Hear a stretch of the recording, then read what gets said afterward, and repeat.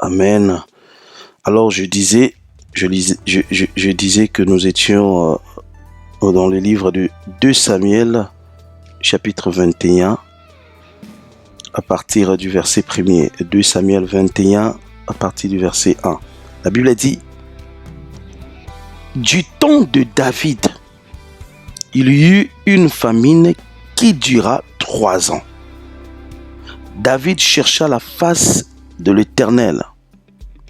Et l'Éternel dit: c'est à cause de Saül et de sa maison sanguinaire. C'est parce qu'il a fait périr les Gabaonites.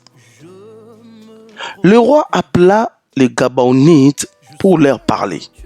Les Gabaonites n'étaient point d'entre les enfants d'Israël, mais c'était un reste des Amoréens. Les enfants d'Israël s'étaient liés envers eux par serment. Et néanmoins, Saül avait voulu le frapper dans son zèle pour les enfants d'Israël et de Juda. David dit aux Gabaonites: que puis-je faire pour vous et avec quoi ferai-je expiation afin que vous bénissiez l'héritage de l'Éternel? Les Gabaonites lui répondirent: ce n'est pas pour nous une question d'argent et d'or avec Saül et avec sa maison. Et ce n'est pas à nous qu'il appartient de faire mourir personne en Israël. Et le roi dit: que voulez-vous donc que je fasse pour vous? Verset 5. Ils répondirent au roi: puisque cet homme nous a consumés et qu'il avait les projets de nous détruire pour nous faire disparaître de tous les territoires d'Israël. Écoutez très bien. Qu'on nous livre cet homme d'entre ses fils et nous le pendrons devant l'Éternel à Gibéa de Saül, l'élu de l'Éternel. Et le roi dit: je le livrerai. Le roi épargna Méphibosheth, fils de Jonathan, fils de Saül, à cause du serment qu'avait fait entre eux devant l'Éternel David et Jonathan, fils de Saül. Amen. Alors, nous venons de lire un passage très compliqué. La Bible dit du temps de Saül, de David. La Bible dit que du temps de David, il y eut famine. Du temps de David, à l'époque de David, pendant la vie de David, pendant que David menait sa vie, pendant que David régnait, il y eut un malheur, une famine. Et cette famine a duré 3 ans. Et David ne comprenait pas la cause de cette famine. Il était le lit de Dieu. Nous savons tous de quelle manière David était devenu roi. Dieu avait envoyé le prophète Samuel. Il a été oint. Tout le monde avait entendu comment Dieu avait dit, comment le prophète avait prophétisé que David était le lit du roi, le lit de Dieu. Et que c'était lui qui devrait faire vivre le bonheur au peuple d'Israël. Mais pendant ce temps, quoique David avait des promesses, il y a la famine qui s'improvise. La famine que David n'avait pas planifiée. Cette famine s'improvise. Vient embrouiller les choses. Vient déranger les mandats ou la vie de David. Le règne de David. Et ne comprenant pas d'où venaient ces malheurs, qu'est-ce que David a fait? Il s'est engagé de chercher Dieu. Il s'est engagé à chercher Dieu. Je vais chercher l'Éternel. Je vais consulter Dieu. Je vais aller chez Dieu pour qu'il me donne la maquette de mon règne, la maquette de ma vie. Qu'il me dise un peu qu'est-ce qu'il a planifié. Est-ce que ce que nous sommes en train de vivre correspond à ce que lui avait dit? Et pendant sa recherche, pendant qu'il s'est engagé à chercher l'Éternel, Dieu lui dit: écoute, les malheurs que tu vis là, ça n'a rien à voir avec ce que je planifiais pour toi. Waouh! Je vous ai toujours dit, tu peux avoir les promesses de Dieu. Mais cela n'empêchera pas l'ennemi de se mixer. Tant que Dieu te fait des promesses, aussi longtemps que Dieu te fait des promesses, de l'autre côté, l'ennemi planifie aussi des choses. Il s'est engagé à chercher Dieu et Dieu lui dit, c'est pas à cause de moi j'avais planifié, mais c'est à cause de celui qui était avant toi, à cause de Saül. Bien-aimés, ceux qui ont vécu avant nous dans nos vies, est-ce que nous savons ce qu'ils ont fait? Dans la maison où tu vivras, la personne qui est habitée, est-ce que tu sais comment il vivait, ce qu'il a fait? Sur les lits sur lesquels tu dors, tu connais la personne qui était là, ce qu'il a fait. Tu es venu dans une famille, tu portes le nom de cette famille. Est-ce que tu connais ou tu sais ce qui a été déclaré, ce qui a été fait dans cette famille? Tu peux avoir les promesses de Dieu, l'intelligence, tout ce que tu possèdes. Mais tu remarques qu'il y a quelque chose qui s'est mixé. Quelque chose que tu n'as pas planifié. Quelque chose que tu t'attendais même pas. C'est venu comme ça. Et laissez-moi vous dire que lorsque le malheur arrive, le malheur nous surprend. Le malheur arrive brusquement. Ça nous surprend avec vitesse. Des fois, les promesses de Dieu peuvent même durer. Les promesses de Dieu peuvent même durer. Mais le malheur ne dure pas. Le malheur ne dure pas. Le malheur ne dure pas. Le malheur ne dure pas. Le malheur ne dure pas. Quand le malheur veut te frapper, le malheur ne dure pas. Mais au lieu que le malheur te frappe à cause de toi-même, mais c'est à cause de quelqu'un que qui a vécu avant toi. Il a fait ces choses sans toi. La Bible dit que c'était à cause de Saül. Il avait tué les Gabaonites à cause de son zèle. Donc par ses sentiments, il s'est décidé par ses sentiments pour faire plaisir à lui-même. Il avait décidé de tuer ce peuple Gabaonite qui s'était lié avec Israël dans un serment. Et David les a tués dans le but de vouloir l'exterminer. Est-ce que tu sais ce que les gens planifient? Laisse-moi te dire, il y a d'autres personnes, lorsqu'ils pensent à ta vie, ils n'ont même pas besoin de te voir en vie. Ils n'ont même pas besoin de te voir exister. Il y a des gens comme ça, si tu ne sais pas, je t'informe qu'il y a des gens, quand ils pensent à ta vie, ils n'ont même pas besoin de te voir. Donc, ta tête là ne lui plaît pas. S'il était Dieu, en tout cas, tu n'existerais pas. Dieu dit à David, c'est à cause de Saül, dans son zèle, par ses sentiments. Je ne sais pas qu'est-ce qu'il était animé de quel esprit. Il a voulu faire disparaître toute une génération. C'est pourquoi, s'il faut prier pour vos familles, priez sérieusement. S'il faut prier pour vos familles, faites-le sérieusement. Puisqu'il y a des autres qui n'ont pas besoin. Il y a les autres. Il y a les gens qui n'aiment pas voir l'existence de votre famille. Faire disparaître toute une race. Selon lui, il ne voulait même pas que ce peuple existait. Waouh! C'est pourquoi vous voyez dans d'autres familles, il y a le premier enfant qui meurt. Après des années, l'autre meurt. Après, il y a l'autre qui meurt. C'est-à-dire, il y a une alliance. Il y a une alliance, il y a un autel qui n'aime pas votre existence. Un autel qui a été érigé. Et cet autel vous réclame. Et quand vous voyez des choses comme ça, il faut se lever dans la prière. J'aime David. Quand il a remarqué quelque chose d'anormal, en dehors de ce que Dieu lui avait promis, David s'est engagé à chercher Dieu. Les problèmes avec toi, quand tu trouves que les choses ne vont pas bien, pourquoi tu ne cherches pas Dieu? Pourquoi tu ne cherches pas Dieu? Ça marche pas. Ah, je vais plus prier. Ça marche pas. Ah, moi, je suis fatigué. Ça marche pas. Pourquoi il y a que moi? Pourquoi il y a que moi?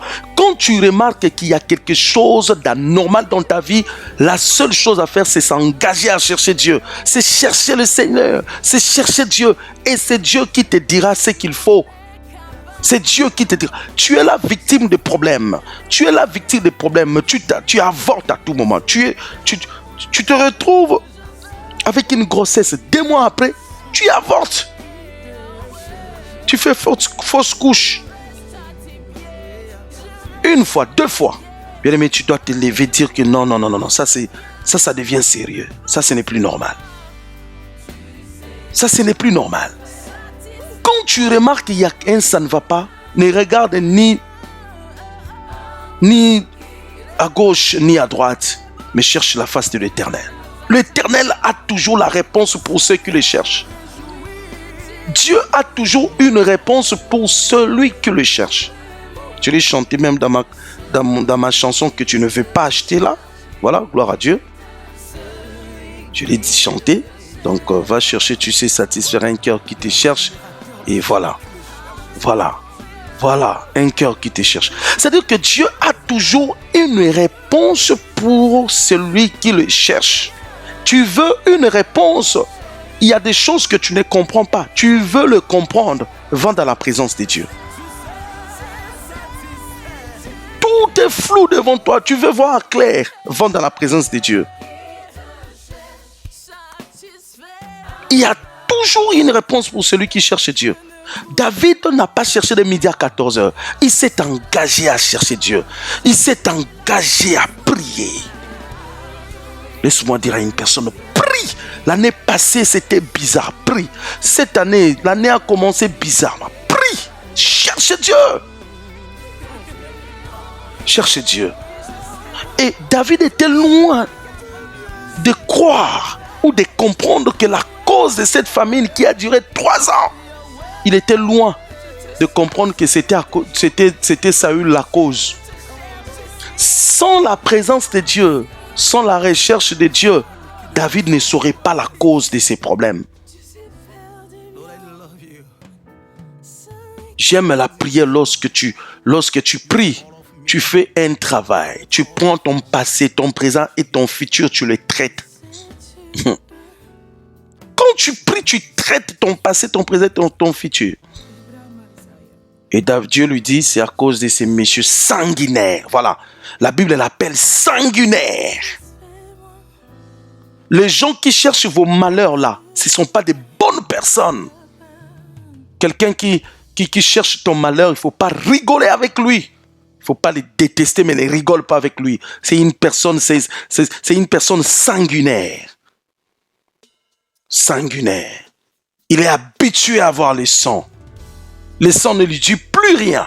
Il y a des gens comme ça dans nos familles. Le sang ne lui dit plus rien. Le sang n'est plus son problème. Le sang ne lui dit plus rien. Et après avoir écouté le Seigneur, David sort maintenant pour chercher la solution. Le problème avec nous, c'est ça. Tu pries le Seigneur, Dieu te donne des directives, mais tu ne fais pas. Tu n'obéis pas. David, maintenant, il a écouté Dieu. Normalement, Dieu devrait lui dire, bon, ne t'en fais pas. Là, comme tu m'as cherché, ben voilà, là, je vais résoudre ces problèmes. Mais non, Dieu lui permet. David, après avoir été dans la présence de Dieu, il s'engage à appeler les Gabaonites. Dites-moi, qu'est-ce qui se passe pour que vous puissiez bénir l'héritage de l'Éternel? Voilà. David dit qu'Israël était l'héritage de l'Éternel. Mais l'héritage de l'Éternel s'est retrouvé dans les malheurs. Héritier, moi je suis héritier des promesses. Je suis héritière des promesses. Ben oui, ce que tu vis ne correspond pas. Ce que tu vis n'a rien à voir avec ce que Dieu t'a promis. Ce que tu vis n'a rien à voir avec ce que Dieu t'a promis. Mais et pourtant tu es l'héritier de l'Éternel. Tu as l'héritage que Dieu t'a légué. Mais à cause d'une situation bizarre, une situation improvisée, une situation improvisé par les hommes méchants, décidé par les hommes méchants, ça bloque au point que tu deviens toi-même étranger ou étrangère devant ton héritage ou face à ta bénédiction. Il y a des enfants de Dieu comme ça, héritiers, héritières, mais moupaya, étrangère devant sa propre bénédiction. Aujourd'hui, je le déclare que tu ne seras pas étrangère devant ta propre bénédiction au nom de Jésus. Et il a cherché Dieu. Bien-aimé, si tu as déjà cherché Dieu, sache que tu as déjà inauguré, tu as déjà décelé les problèmes, tu as déjà résolu les problèmes. Celui qui cherche Dieu résout les problèmes. Voilà. Malgré qu'il a écouté Dieu, il est parti en action. C'est ça, c'est que nous tuons les enfants de Dieu. J'ai des promesses, mais tu ne veux pas passer en action. Il y a des choses que Dieu ne fera pas. C'est à Dieu de te révéler, mais c'est à toi de travailler. C'est à toi de te dire, c'est à toi de te mettre en mouvement.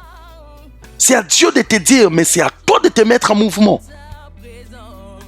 La solution, c'est les Gabaonites. Vous remarquez pourquoi des fois nous recommandons les offrandes, les actions de grâce. C'est pas parce qu'on a besoin de s'enrichir, c'est pas... Non. Et les Gabaonites, David dit aux Gabaonites, qu'est-ce qu'on doit faire? David avait fait ça, mais dites-nous. Écoutez la réponse des Gabaonites. Ce n'est pas que nous avons besoin de l'or ni l'argent. On s'en fout de l'or et l'argent. Waouh! Bien aimé, c'est pour dire que les choses spirituelles, on ne les achète pas. On ne les achète pas, les choses spirituelles. On s'en fout de l'or et l'argent. Mais comme lui avait versé du sang, waouh, pour que le malheur cesse ou s'arrête, il faut aussi que le sang coule. Mon Dieu. Ça, c'est plus que même l'or et l'argent. Il faut aussi que le sang coule. Donnez-nous les enfants de Saül 7. On va le pendre devant la face de l'Éternel. Et dans la cité de Saül, dans la maison de Saül, on va le pendre. Bien aimé, ces enfants-là, peut-être ils étaient innocents. Ces enfants-là étaient innocents. Lorsque les parents conclurent les alliances, tu n'étais pas. Mais tu te retrouves mariage brisé, fiançailles brisé, stérilité, et problème sur problème. Tu rencontres une personne et voilà. Ça finit en débandade. Tu commences un travail, rien ne marche. Tu te lances dans des affaires, rien ne marche. Des choses que tu n'as pas fait. Tu n'étais pas là. Mais tu es victime de ces choses. Oh. Les innocents meurent. C'est pourquoi tu souffres innocemment. Il y a des familles comme ça. Papa avait fait l'alliance avec qui que ce soit. Les grands-pères avaient fait l'alliance avec qui que ce soit. Vous n'étiez pas là. Et pourtant, cette histoire vous rattrape. Ça vous rattrape pour rien. Tu es innocent. Tu ne connais ni la tête ni la queue de cette affaire. Les innocents. Et qu'est-ce que David fait? David dit, je veux le livrer. Waouh! Il a livré les innocents. Il a livré les innocents parce qu'ils sont le sang, la génération de Saül. Comme papa avait versé du sang, et en échange, vos sangs doivent couler. Waouh! Je prie que ton sang ne coule pas à cause de ce qu'avaient fait tes grands-parents ou tes arrière-parents. Je prie.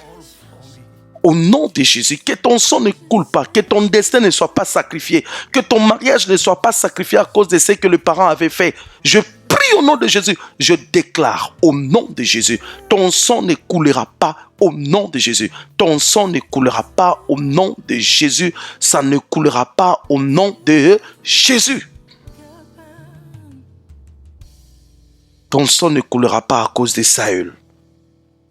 Ton mariage ne sera pas victime de leurs alliances. Tes affaires, ton travail ne sera pas victime de leur méchanceté. Au nom de Jésus, je le déclare maintenant. Au nom de Jésus. Au nom de Jésus. Il est parti toucher ses fétiches. Et c'est toi qui vis Non, non, non, non, non, non, non, non, non, non, non.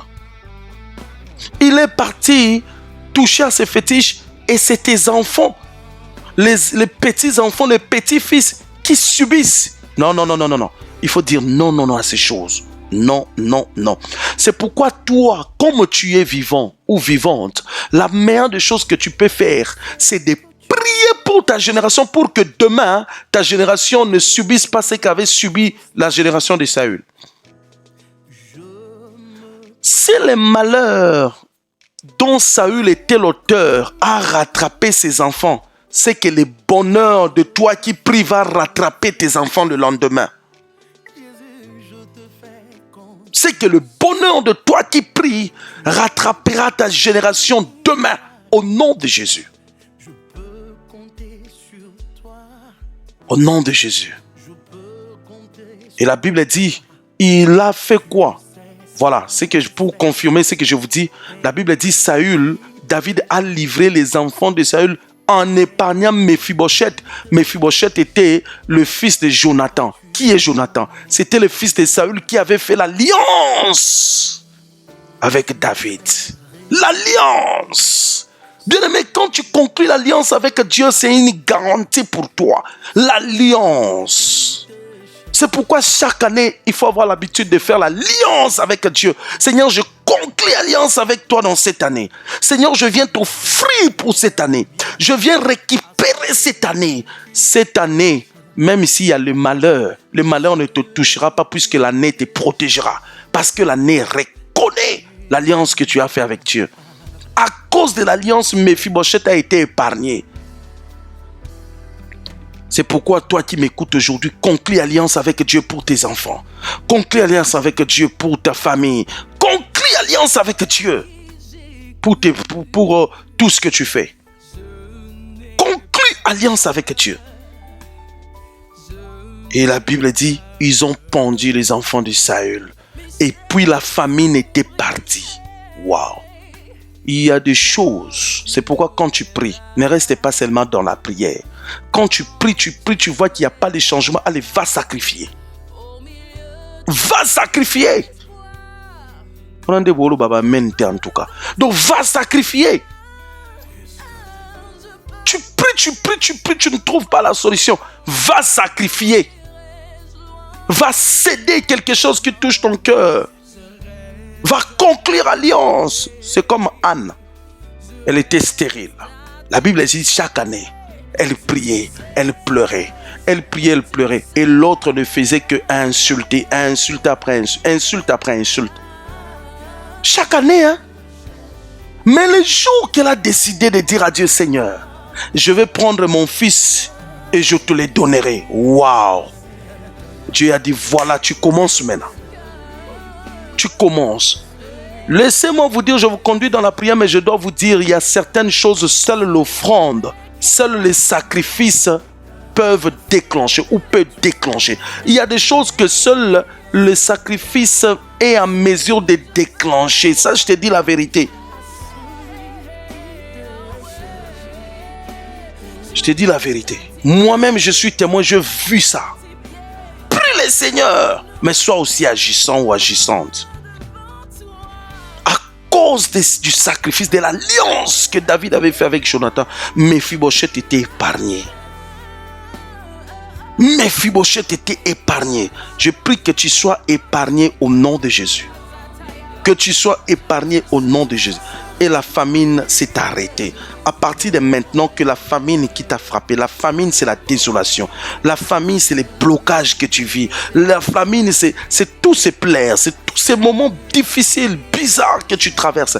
Et que cela s'arrête au nom de Jésus. Que cela s'arrête au nom de Jésus. Je le déclare, que cela s'arrête au nom de Jésus. Mets tes mains dans la tête, je déclare sur toi que cette famine s'arrête au nom de Jésus. Que cette famine puisse te laisser tranquille au nom de Jésus. Cette famine qui a pour cause le péché des arrières et des arrière-parents, que cette famille te quitte au nom de Jésus. Alléluia. Ton destin est victime de ces choses. Je déclare, c'est fini ces choses au nom de Jésus. Je déclare la fin de ces choses au nom de Jésus. Oh, tu ne me crois pas. Je déclare la fin de ces choses au nom de Jésus. Je déclare la fin de ces choses au nom de Jésus. Finis la famine au nom de Jésus. Finis la famine au nom de Jésus. Famine est terminée dans ta vie au nom de Jésus. Désolation terminée au nom de Jésus. Maladie finie au nom de Jésus. Échec terminé au nom de Jésus. Blocage est terminé au nom de Jésus. Malheur, les pleurs, la déception, fini au nom de Jésus et terminé au nom de Jésus. Je le déclare. Si tu ne me crois pas, je crois à ta place. Je le déclare. Toutes ces choses te cèdent, te laissent, cèdent ton destin, te laissent tranquille. À partir de maintenant, vis ta vie paisiblement, calmement, au nom de Jésus. Sois libre d'obtenir tout ce que tu veux. Sois libre d'aller où tu veux. Sois libre de faire ce que tu veux. Au nom de Jésus-Christ. Au nom de Jésus-Christ. Je le déclare. Je le déclare. Au nom de Jésus-Christ. Je le déclare. Finis ces malheurs. Je disais finis ces malheurs. Finis ces malheurs au nom de Jésus. Au nom de Jésus.